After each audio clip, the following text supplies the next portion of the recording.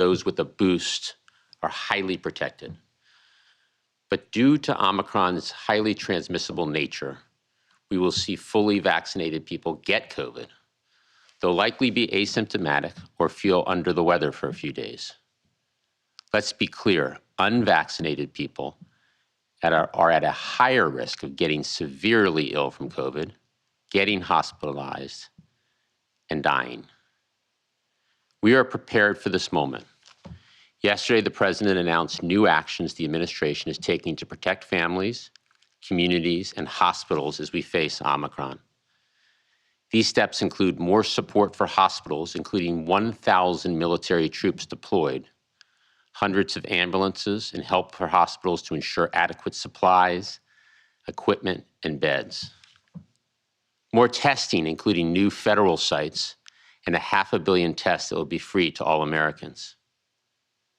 And more capacity to get shots in arms, including new mobile clinics, hundreds of additional vaccinators in the field, and tens of thousands of new appointments. Let me reiterate what the President said yesterday. This is not March 2020. We have more tools than ever before to protect people: vaccinations, boosters, testing, and treatments. Today, I want to give an update on treatments.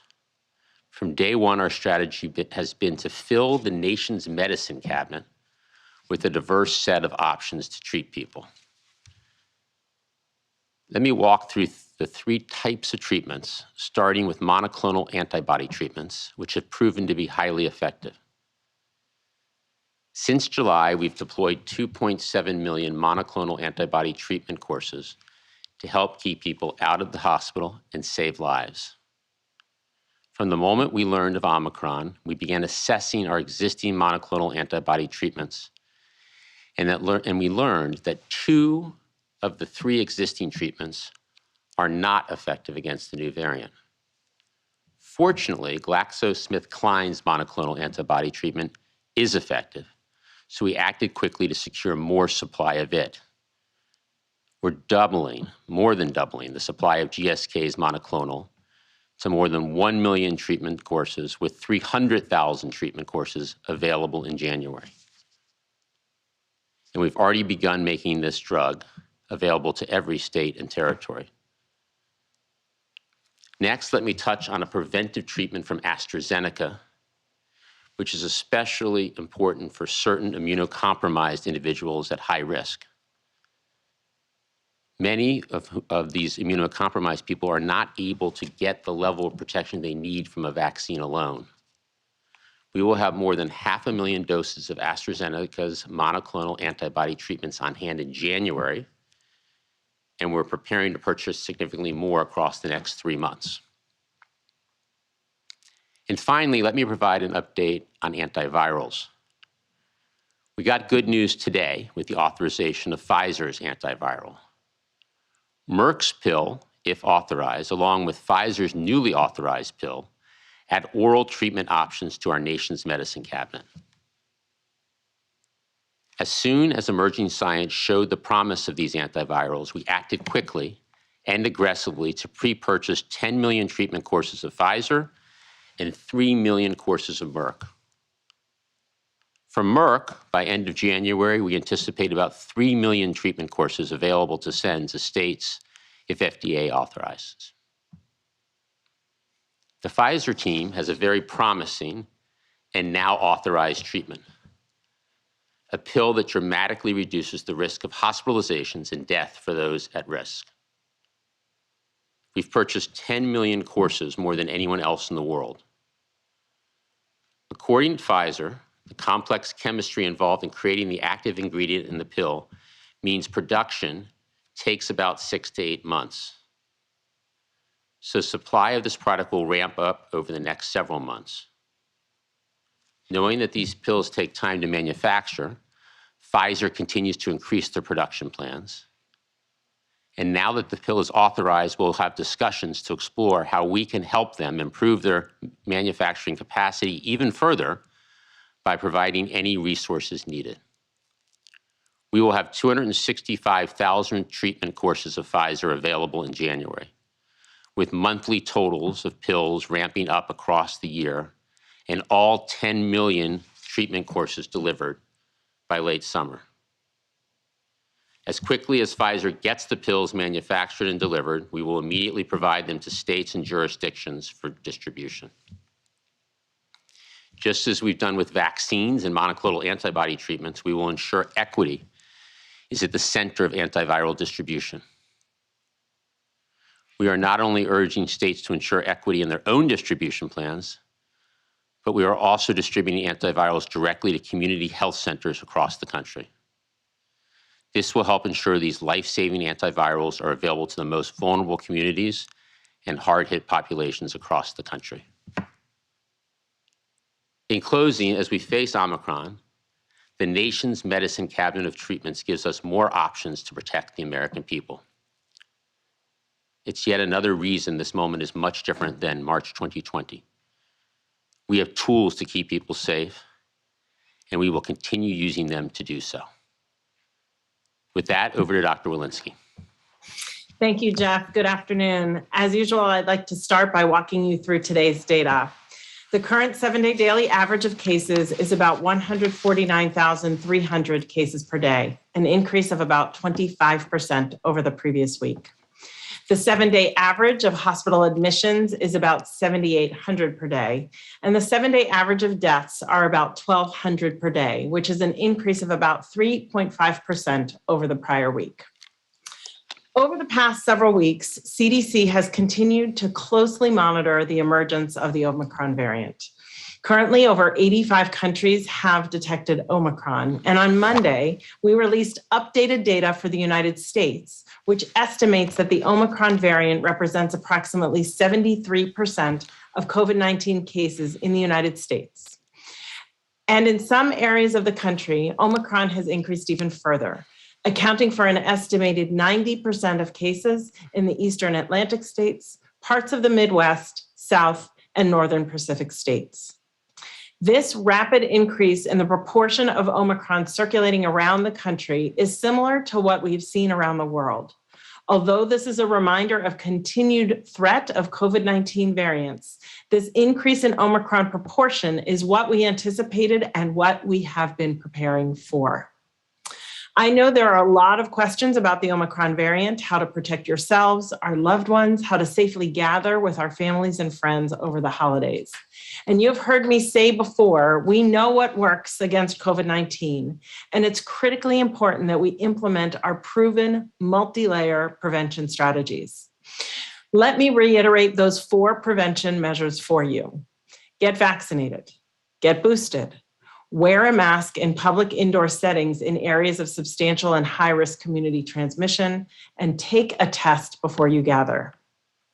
I know many parents are wondering how they can keep their children safe for the holidays.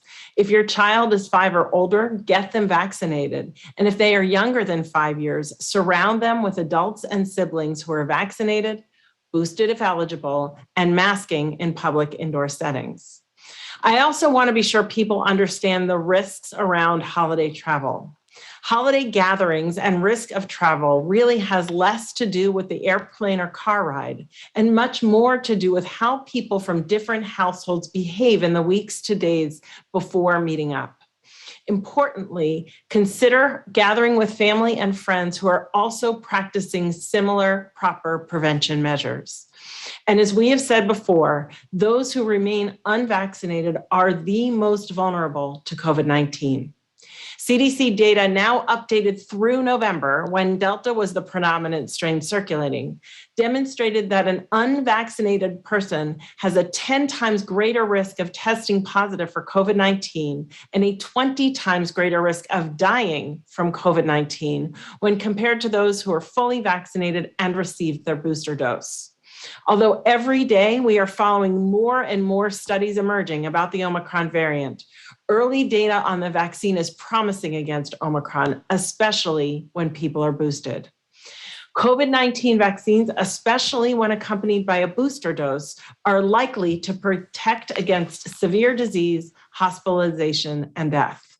Still, We know we will continue to hear more about people who get infected who are vaccinated. These people may get mild or asymptomatic infections and could unknowingly spread those infections to others. Again, this means it is important for everyone, regardless of vaccination status, to wear a mask in public indoor settings in communities of substantial or high transmission. And I would encourage people to take an at-home COVID-19 test ahead of time to help protect you and your family and friends who may be at greater risk of COVID-19 or severe outcomes. Evidence has repeatedly shown that these prevention measures, when layered together, work. So again, if you're wondering how to stay healthy and protect your loved ones this winter, please get vaccinated, get boosted, wear a mask in public indoor settings, and take a COVID-19 test before gathering with others. We're at a critical point, and how well these measures are implemented by all of us, caring for ourselves and for one another, will largely determine the outlook of the coming weeks and months ahead. Thank you. Happy holidays. I'll now turn things over to Dr. Fauci. Thank you very much, Dr. Walensky.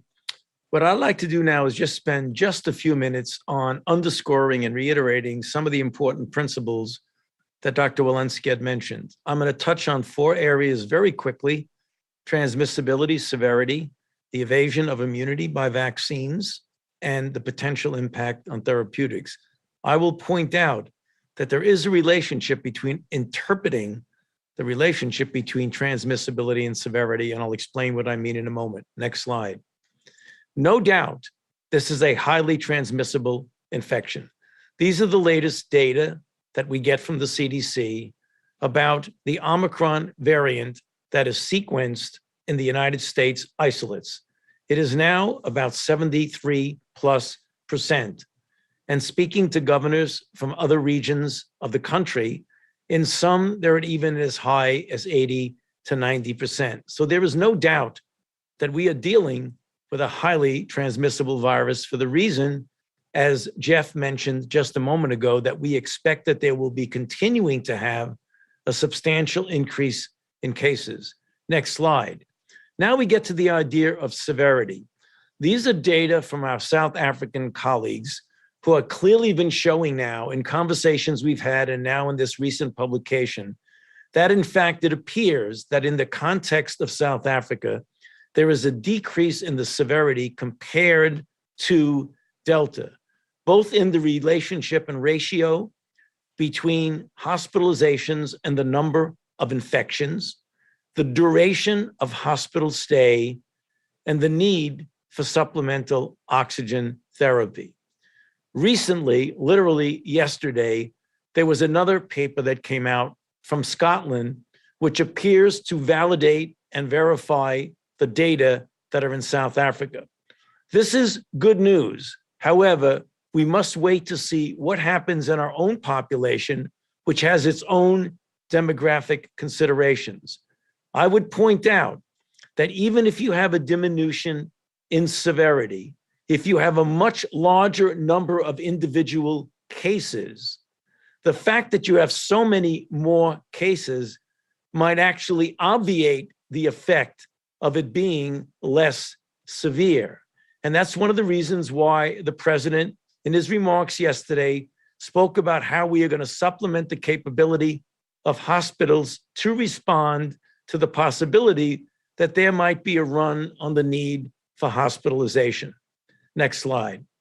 Now let's talk about some of the immune evasion. We've mentioned this in different briefings before, but just to reiterate, there's no doubt that there's a marked reduction in neutralizing activity against Omicron when you look at the 2-dose mRNA vaccines, when you compare Omicron to earlier variants such as Delta. However, and here again, why we emphasize the importance of booster shots. The anti-Omicron activity is about 20 to 40-fold higher in sera from boosted vaccinees versus the peak in individuals who had a 2-dose vaccine.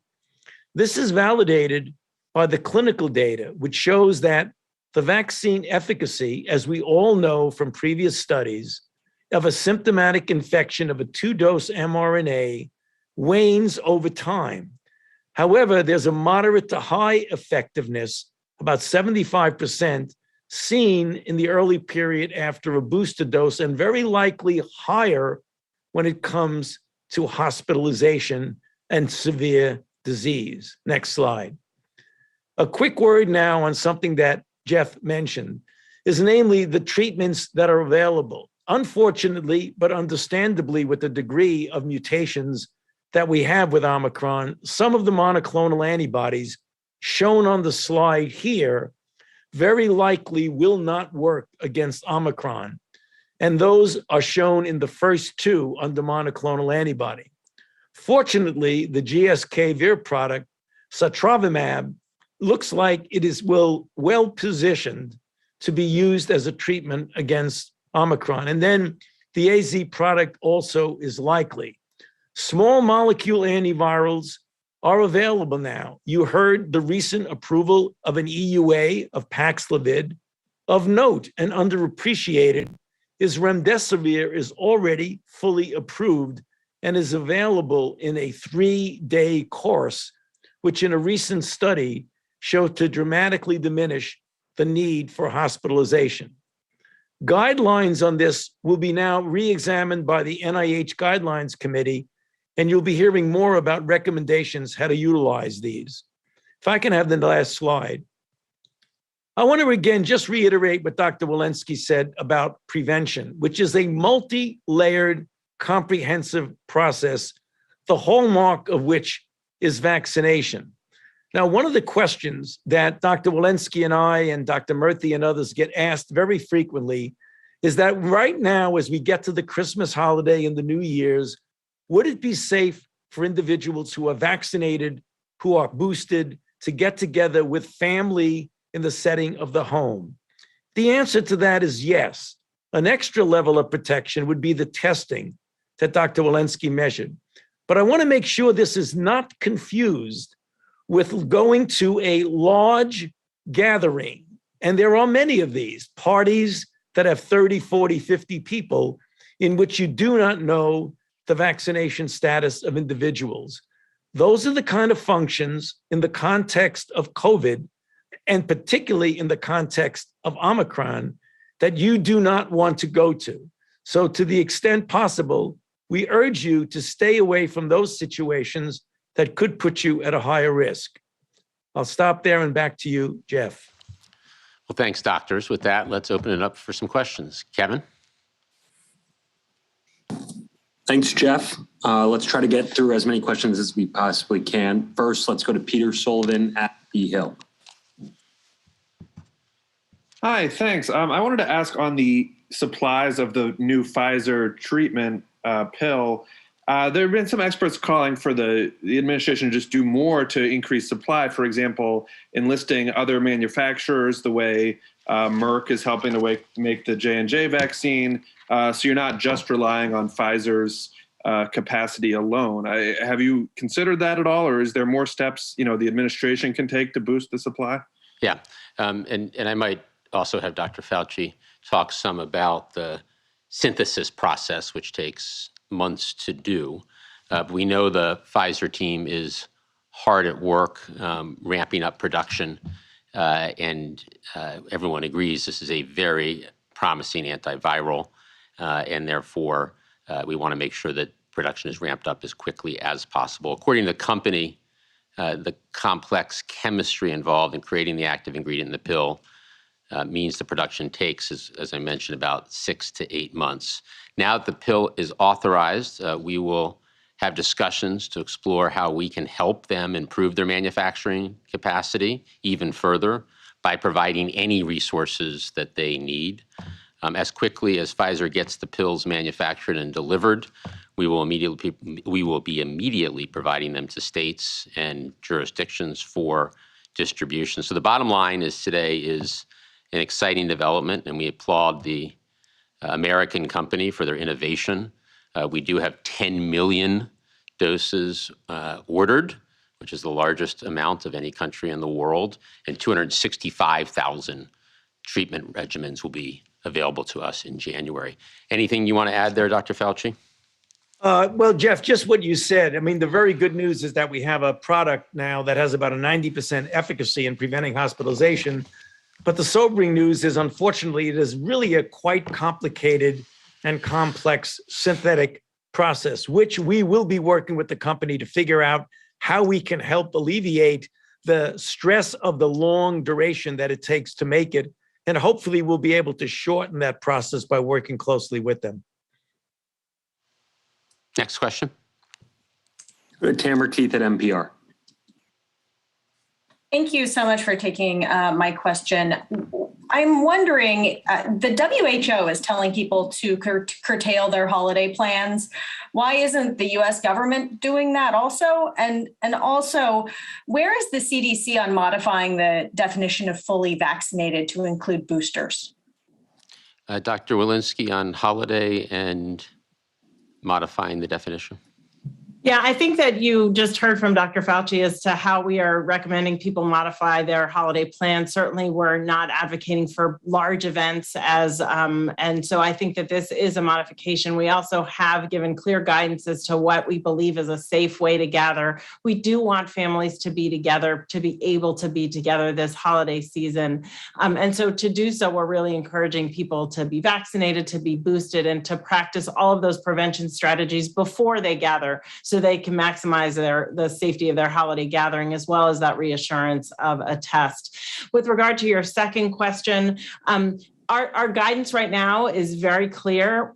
CDC strongly recommends that people who are eligible for a booster go get a booster. That is everyone above the ages of 16, boosting at greater than 6 months if you receive the Pfizer or Moderna vaccine, and of course greater than 2 months if you receive the J&J vaccine. We're looking at the definition right now, and more to come there. But just to be very clear, our recommendations are to get boosted.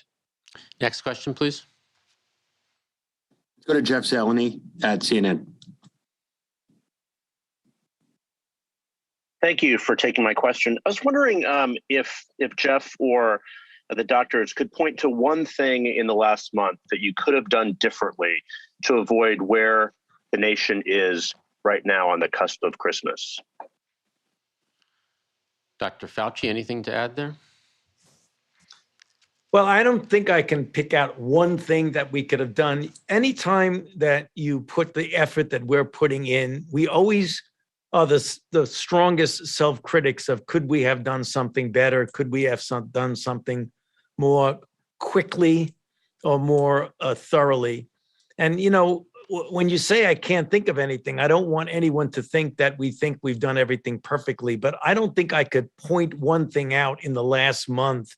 I think we've been intensively involved in getting the response to the Omicron variant. We jumped all over it. All of us spent the entire Thanksgiving weekend getting enough information to be able to respond in an appropriate way to Omicron. So again, admittedly, we can always do better, but I can't think of something specifically that we would have done differently. Next question. Let's go to Meg Turrell at CNBC. Well, thanks. Going back to the Pfizer, I wonder if you can walk through how patients should try to get this drug. The fact that they have to get a test result quickly and take the drug within 5 days of symptoms. A lot of folks don't have primary care doctors. So will there be telemedicine or some way to get it through the pharmacy? How do you look at that? And then with the sort of limited supply of it at the beginning, it is indicated just for high-risk people, but should there be prioritization even within those groups, like by vaccination status? Why don't I talk for a second about the distribution plan and then over to Dr. Fauci for the medical questions. As we've done with vaccines and monoclonals, we'll distribute these treatments, these pills, in a fair and equitable way now that they've been authorized by the FDA. The antivirals will be provided to states and jurisdictions at no charge on a pro rata basis to quickly to get that supply in the field. As I mentioned in my comments, as part of the administration's commitment to equity, we're also distributing antiviral pills, Pfizer, directly to federally qualified community health centers across all 50 states, and that will ensure that these life-saving antivirals are available at some of the most vulnerable, in some of the most vulnerable communities and hard-hit populations across the country. Over to you, Dr. Fauci, for the medical part of this. Yeah, well, Jeff, and it is obviously a very difficult situation when you have a limited supply. For that reason, we've asked the NIH Guidelines Committee to put together a recommendation of when someone comes in with an acute infection and is in a risk group, which is what you want this to be for, since we have a limited supply, that we would have a prioritization of what the best approach would be. It almost certainly will be a physician writing a prescription for someone who within the first 3 days of notable symptoms of COVID and is in a high risk group to get it. But those guidelines, which will not only be limited to what you would do with Paxlovid, but also whether or not it might be more appropriate to recommend remdesivir, which can be given in a 3-day course, or one of the monoclonal antibodies that work. So stay tuned. This will be coming out shortly from the Guidelines Committee. Next question, please. Let's go to Ricardo at the AP. Can you hear me? Yes. Yep. Okay, thank you for taking my question, and it's for Dr. Walensky. And my question is, the president flagged that we're going to see more and more cases involving vaccinated people. In every workplace, he said, even in the White House. And anecdotally, people are seeing that with various political and sports celebrities who are vaccinated getting COVID. Can you tell us what proportion of cases currently are represented by vaccinated people? In other words, what proportion of COVID cases are vaccinated people? How that compares with what proportion of hospitalized patients and deaths? And can you give us a timeline for a decision on making the definition of fully vaccinated to mean boosted as well? Because it seems like that's an urgent question for the average American. Yeah, thank you for that question, Ricardo. So what I can tell you is that you are 10 times more likely to have a case of COVID if you are unvaccinated compared to if you are vaccinated and boosted. You are 20 times more likely to die of COVID if you are unvaccinated compared to if you're vaccinated and boosted. And yes, we know with Omicron that has more mutations and is able to evade our vaccines better, that we are going to see vaccinated and even boosted people have breakthrough cases. And they will have breakthrough cases with mild disease or perhaps even asymptomatic disease. And what I would say is that is those vaccines working and working well, because those vaccines are working to prevent really severe disease and to prevent hospitalizations and deaths.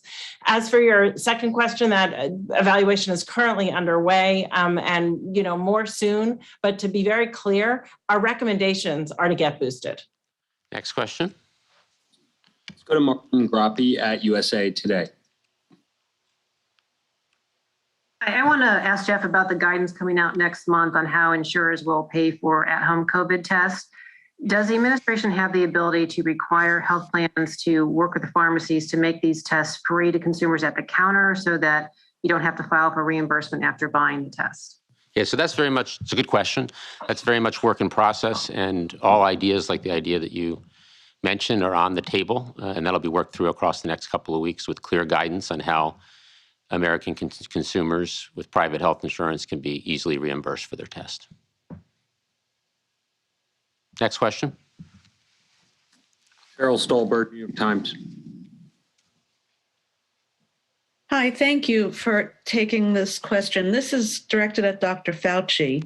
Dr. Fauci, I wonder if you could address this idea that somehow Omicron is a blessing in disguise. A South Korean health official said Omicron could be viewed as a signal of this pandemic nearing its end if it is proven to be more contagious but less deadly. And I'm wondering, in the context of the data that you presented from South Africa today, what is your view of that? Well, I think that's a supposition that might, I would hate to say a blessing in disguise. I never thought of a virus ever that can infect and kill people to be a blessing in any way. But if you're talking about, would it be preferable to have Omicron be totally pervasive and be relatively low degree of severity? Yes, obviously that would be preferable, but it's dangerous business to be able to rely on what you perceive as a lower degree of severity.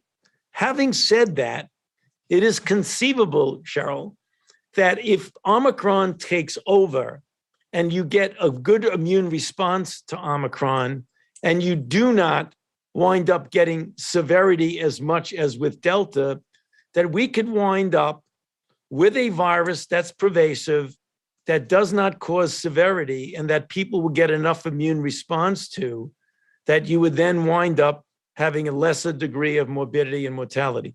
That is conceivable, but you don't want to count on it. You can't count on anything when you're dealing with a virus that has fooled us so many times before.